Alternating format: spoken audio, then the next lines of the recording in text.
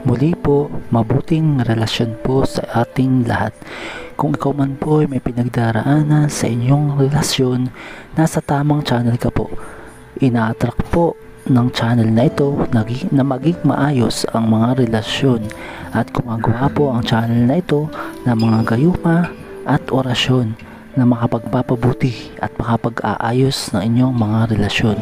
Disclaimer lamang po, ang mga ganitong pamamaraan po at sa mga gustong matuto ng ganitong mga pamamaraan ay depende po sa inyo kung maniniwala po kayo o hindi, dahil ang ganito pong mga klaseng video ay depende sa mga paniniwala ng mga tao kung magkakatotoo o matutupad, dahil kahit ano pong mga orasyon, gayuma ang ginagawa ng isang tao at hindi ka po naniniwala, wala po itong bisa at hindi mangyayari. Sa video pong ito, ang gayuma pong nandirito ay ang pangpakonsensya. Ang gagawin nyo lamang po ay babasahin ng 3 beses ang nakasulat sa papel na nasa video.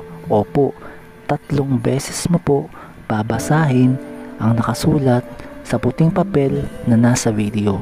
At 3 beses mo rin po sasabihin o sasambitin o iimikin ang pangalan ng taong mahal mo o gusto mo na makonsensya siya. Ulitin ko po, babasahin niyo po ng 3 beses ang nakasulat sa papel at 3 beses niyo rin po sasabihin ang pangalan ng taong gusto mong makonsensya sa kanyang ginawa sa iyo. Muli po, ang intention lamang po ng channel na ito ay makatulong sa inyong relasyon at wala pong intensyon na makasira sa isang relasyon o sa isang tao. Maraming salamat po sa inyong panonood.